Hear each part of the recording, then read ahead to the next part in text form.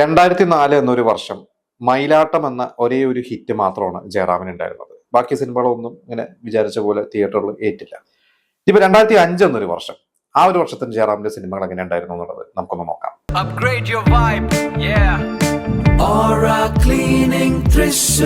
ഇതിൽ ആദ്യത്തെ cinema finger print. ഈ ഒരു സിനിമയ്ക്ക് അന്ന് ഭയങ്കര ഹൈപ്പായിരുന്നു. കാരണം സിദ്ദിഖ് എഴുതുന്ന ഒരു സിനിമ. അന്ന് സംവിധായകൻ സിദ്ദിഖ്, എനിക്ക് തോന്നുന്നു വളരെ അപൂർവം സിനിമകൾ മാത്രമേ അദ്ദേഹം സംവിധായകനായ ശേഷം, അതായത് സിദ്ദിഖും ലാലും സംവിധായകനായ ശേഷം മക്കൾ മഹാത്മ്യം, അങ്ങനെ ചില സിനിമകൾക്ക് മാത്രമേ വേറൊരു സംവിധായകന് സ്ക്രിപ്റ്റ് കൊടുത്തിട്ടുള്ളൂ. അപ്പൊ ഇത് സിദ്ദിഖ് ഒരു സ്ക്രിപ്റ്റ് എഴുതുന്നു, ഒരു ഇൻവെസ്റ്റിഗേഷൻ സിനിമ എന്ന രീതിയിൽ ഇതിന് ഭയങ്കര ഹൈപ്പായിരുന്നു. സതീഷ് പോൾ എന്ന ഡയറക്ടറുടെ സിനിമയാണ്. ഇതിൽ ജയറാമും ഇന്ദ്രജിത്തും ഒരു തുല്യ പ്രാധാന്യമായിട്ടുള്ള റോളാണ്. എനിക്ക് തോന്നുന്നു അവരതിലൊരു കസിൻസ് ആയിട്ട് എന്തോ ആണ്. പിന്നെ ഈ ഗോപിക ഉണ്ട്. ഞാൻ ആ സിനിമയുടെ കഥ മറന്നുപോയി. ഒരു ഇൻവെസ്റ്റിഗേഷൻ സസ്പെൻസ് സിനിമ തന്നെയായിരുന്നു. ഞാനത് കോഴിക്കോട് കൈരളിയോ ശ്രീ തിയേറ്ററിലോ ആണ് ഞാൻ ആ സിനിമ കാണാൻ പോണത്. പക്ഷെ അത് എന്തോ അന്നങ്ങോട്ട് തൃപ്തി വന്നില്ല. ഓക്കെ പടം എന്ന രീതി തോന്നി. പക്ഷെ അവിടെ നമ്മൾ സിദ്ദിഖിന്റെ ഒരു സ്ക്രിപ്റ്റ് ആയതുകൊണ്ട് ഭയങ്കര മാർക്കറ്റിംഗും ആയിരുന്നു അന്ന്. ഇന്ന് നമ്മൾ ഈ സോഷ്യൽ മീഡിയയിൽ ഇന്റർവ്യൂസും ഓൺലൈൻ ചാനലിൽ ഇന്റർവ്യൂ ഒക്കെ വരുന്ന പോലെ അന്ന് TV ചാനൽസിൽ വരും. അതിൽ ഏറ്റവും കൂടുതൽ ഞാനൊക്കെ കണ്ടിരുന്നത് ഇവരുടെ സ്റ്റുഡൻസ് ഉള്ളി ഗോവിന്ദൻകുട്ടി അവതരിപ്പിച്ചിരുന്ന സ്റ്റുഡൻസ് ഉള്ളിൽ ഇവരെല്ലാ ആഴ്ചയും ഓരോ സിനിമാ താരങ്ങളെ കൊണ്ടുവരും. അപ്പൊ അതൊരു രസകരമായിരുന്നു. മറ്റുള്ളവരുടെ ഇന്റർവ്യൂസിനെക്കാട്ടും കൂടുതൽ അന്ന് ഏറ്റവും കൂടുതൽ കണ്ടിട്ടുള്ളത് സ്റ്റുഡൻസ് ഉള്ളിൽ. അപ്പൊ അതിൽ സിദ്ദിഖൊക്കെ വന്നിരുന്നിട്ട് ഈ സിനിമയെ കുറിച്ച് ഭയങ്കര പുതുമയുള്ള സിനിമയാണ് എന്നൊക്കെ പറഞ്ഞിരുന്നൊരു ഓർമ്മയുണ്ടായിരുന്നു. പക്ഷെ അതന്ന് നിങ്ങൾ വിചാരിച്ച പോലെ ബോക്സ് ഓഫീസിൽ അങ്ങ് ഏറ്റില്ല. ആളുകൾക്കൊന്നും ആ സിനിമ അങ്ങ് ഡൈജസ്റ്റ് ആയില്ല. നിങ്ങൾ ആ സിനിമ കണ്ടിട്ടുണ്ടെങ്കിൽ നിങ്ങളുടെ ആ ഒരു അന്നത്തെ ഒരു ഓർമ്മ നിങ്ങൾ പങ്കുവയ്ക്കണം. അടുത്തത് സിമി മലയിലെ ഒരു സിനിമയാണ്. അത് 2004 അമൃതം എന്നൊരു സിനിമ ഇവർ ചെയ്തു. അത് തിയേറ്ററിൽ വിജയിച്ചില്ല. ഇത് കഴിഞ്ഞ് അതേ കൂട്ടുകെട്ട് ജയറാം സിനിമയിൽ 2005 വിഷുവിനും ഒരു സിനിമ തിയേറ്ററിൽ ഇറക്കി, Alice in Wonderland. Alice in Wonderland cinema ആദ്യം അനൗൺസ് ചെയ്യുന്ന ഒരു സമയത്ത് ജയറാം, അതുപോലെ തന്നെ മീര ജാസ്മിൻ, പിന്നെ പ്രഭുദേവ, ഇവരൊക്കെ ആയിരുന്നു അന്ന് സ്റ്റാർ കാസ്റ്റ് ഉണ്ടായിരുന്നത്.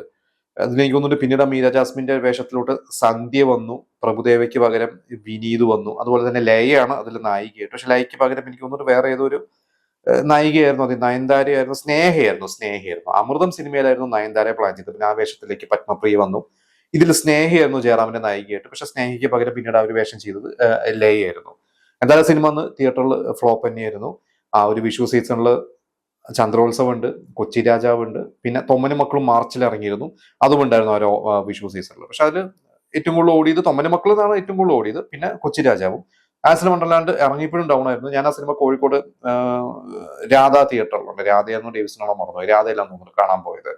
പക്ഷെ അന്നും ഒരു തണുപ്പൻ റെസ്പോൺസ് തന്നെയായിരുന്നു. അത് കുറച്ച് ആളുകളൊക്കെ അന്ന് ഒരു വെക്കേഷൻ സമയത്ത് കയറിയതല്ലാതെ ആ സിനിമ അന്ന് ഫ്ലോപ്പായി പോയത് തന്നെ. വിദ്യാസാഗറിന്റെ കുറച്ച് പാട്ടുണ്ട്. അതിൽ ഒരു മെയ് മാസം എന്ന് പറയുന്ന ഒരു പാട്ട്, പിന്നെ ഒരു പാട്ട് ഇവര് വിനീതും സന്ധ്യയും കൂടിയുള്ള ഒരു പാട്ടുണ്ട്. ആ പാട്ട് ഏതാണെന്ന് മറന്നുപോയി. അപ്പൊ കുറച്ച് പാട്ടുകളൊക്കെ രസമായിരുന്നു. കാരണം വിദ്യാസാഗറിന്റെ പാട്ടുകൾ, അന്ന് വിദ്യാസാഗറിന്റെ ഒരു സമയമാണ് അന്ന്. അത് ചന്ദ്രോത്സവത്തിലും വിദ്യാസാഗറാണ്, ഈ ഒരു സിനിമയിലും വിദ്യാസാഗറാണ്. അപ്പൊ അന്ന് നമ്മളന്ന് മറ്റേ DVD ഇറങ്ങൂല്ലോ ഓരോ പാട്ടുകളുടെ. അപ്പൊ അതിൽ വിദ്യാസാഗറിന്റെ പാട്ടുകളായതുകൊണ്ട് റിപ്പീറ്റ് ആയിട്ട് കേട്ടിരുന്നതൊക്കെ എനിക്ക് നല്ല ഓർമ്മയുണ്ട്. പക്ഷെ എന്തായാലും സിനിമ അന്ന് ഫ്ലോപ്പ് തന്നെയായിരുന്നു. അടുത്തത് സുന്ദരദാസിന്റെ ഒരു സിനിമയാണ്. അത് വളരെ സീരിയസ് ആയിട്ടുള്ള ഒരു സിനിമ, പൗരൻ. ആ ഒരു സിനിമ ഞാൻ തിയേറ്ററിൽ കണ്ടിട്ടില്ല. ഞാൻ പിന്നീട് ഒരിക്കൽ ടിവിയിലോ DVD എടുത്തിട്ടാണ് കണ്ടിട്ടുള്ളത്. അതിൽ ജയറാമും കലാഭവൻ മണിയും അതുപോലെ തന്നെ റിയാസ് ഖാൻ, ഇവരെല്ലാവരും കൂടി അഭിനയിച്ചിട്ടുള്ള ഒരു പൊളിറ്റിക്കൽ സിനിമയാണ്. പക്ഷെ നമുക്ക് അങ്ങനെ ഒരു കിക്കൊന്നും കിട്ടിയിട്ടില്ല. ഞാൻ പണ്ട് കണ്ടിട്ടുള്ളതാണ്. എനിക്കങ്ങനെ വലിയൊരു കിക്കൊന്നും ആ സിനിമ കണ്ടിട്ട്, ഞാൻ കിക്കെന്ന് ഉദ്ദേശിക്കുന്നത് നമുക്കൊരു പൊളിറ്റിക്കൽ സിനിമയൊക്കെ കാണുമ്പോൾ കുറെ തീപ്പൊരു ഡയലോഗുകളോ അല്ലെങ്കിൽ അങ്ങനെ കുറച്ചൊരു മാസ് മൊമെന്റ്സ് ഒക്കെ ആണ് എനിക്ക് പേഴ്സണലി ആഗ്രഹം. അങ്ങനെ കിട്ടിയില്ല. പക്ഷെ ഒരു പ്രത്യേക തരത്തിലുള്ള സിനിമയാണ്. എനിക്ക് ഒരു നല്ല രാഷ്ട്രീയക്കാരനും ഒരു മോശം രാഷ്ട്രീയക്കാരനും ഒരേ പാർട്ടിയിലെ അങ്ങനെ എന്തോ ഒരു ക്യാരക്ടറാണ്. അതിൽ ജിഷ്ണു, എനിക്ക് എപ്പോഴും ഓർമ്മയുണ്ട്, അവസാനം ജയറാമിനെ കൊല്ലാനായിട്ട് ഇവരെല്ലാം ജിഷ്ണു ഒക്കെ കൊല്ലാൻ പ്ലാൻ ചെയ്തിട്ട് തന്നെയാണ് വരുന്നത്. പക്ഷെ വേറെ ആരോ ജയറാമിനെ കൊല്ലുന്നതാണ്. റിയാസ് ഖാന്റെ ഒരു ഡിഫറെന്റ് ക്യാരക്ടറായിട്ട്, റിയാസ് ഖാൻ ഒരു വെള്ളയൊക്കെ ഇട്ടിട്ടുള്ള ഒരു ക്യാരക്ടർ. പൊതുവെ റിയാസ് ഖാൻ എന്ന ബാലേട്ടൻ പോലത്തെ സിനിമകളൊക്കെ നമ്മൾ അങ്ങനത്തെ സിനിമകൾ ബോഡി കാണിച്ചിട്ടുള്ള ഭയങ്കര ഒരു മസിൽമാന്റെ റോളൊക്കെയാണ്. പക്ഷെ അന്ന് മാറി ഒരു ഡിഫറെന്റ് ആയിട്ടുള്ള ഒരു ക്യാരക്ടർ റിയാസ് ഖാൻ ആണ് അതിൽ ചെയ്തിട്ടുള്ളത്.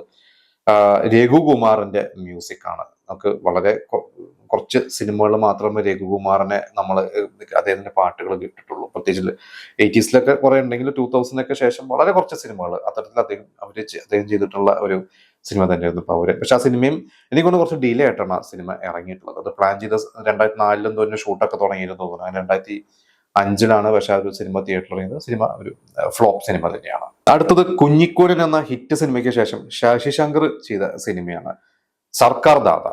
അതില് നവ്യ നായരുണ്ട്, ഹരിശ്രീ അശോകൻ, സലീംകുമാർ. പക്ഷെ ആ സിനിമയും ഫ്ലോപ്പ് തന്നെയായിരുന്നു. ഞാൻ ആ സിനിമ അന്ന് തിയേറ്ററൊന്നും കണ്ടിട്ടില്ല, പിന്നീട് ടി വിയിലാണ് കണ്ടിട്ടുള്ളത്. എനിക്കും അങ്ങനെ വലുതായിട്ട് ഇഷ്ടപ്പെട്ട സിനിമയല്ല. കുറച്ച് സീൻസ് ഒക്കെ മാത്രമേ അതിൽ ഓർമ്മയുള്ളൂ. പ്രത്യേകിച്ച് ഹരിശ്രീ അശോകൻ, സലീംകുമാറിന്റെ ഒക്കെ കുറച്ച് തമാശകളൊക്കെ ഓർമ്മയുണ്ട്.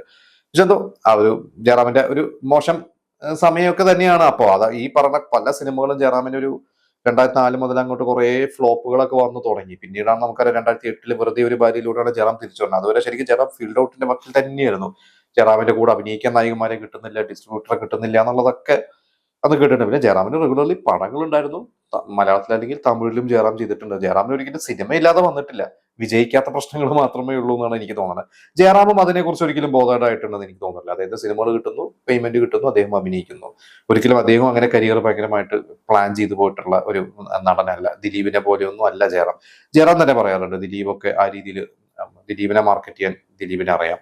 എന്തായാലും സർക്കാർ ജാഥയും അന്ന് ഫ്ലോപ്പ് ആയിരുന്നു. അപ്പൊ എന്തായാലും ഈ 2005 എന്നൊരു വർഷം എടുത്തു കഴിഞ്ഞാൽ ഈ ഒരു 4 സിനിമയും ജയറാമിന് ഒരു ഹിറ്റ് പോലും ഇല്ല എന്നാണ് പറയാം. ഞാൻ തിയേറ്ററിൽ പോയി കണ്ടത്, ഞാൻ പറഞ്ഞതിൽ ഫിംഗർ പ്രിന്റ് തിയേറ്റർ കണ്ടിട്ടുണ്ട്, ആലിസ് ഇൻ വണ്ടർലാൻഡും തിയേറ്റർ കണ്ടിട്ടുണ്ട്. മറ്റു 2 സിനിമകളും ഞാൻ തിയേറ്റർ കണ്ടിട്ടില്ല. നിങ്ങൾ ഏതെങ്കിലും സിനിമകൾ അന്ന് തിയേറ്റർ കണ്ടിട്ടുണ്ടെങ്കിൽ അന്നത്തെ ഓർമ്മകൾ നിങ്ങൾ, അല്ലാതെ നിങ്ങൾക്ക് ഈ സിനിമയെ കുറിച്ചുള്ള നിങ്ങളുടെ അഭിപ്രായങ്ങൾ നിങ്ങൾ നമുക്ക് കമന്റ് ചെയ്യുക.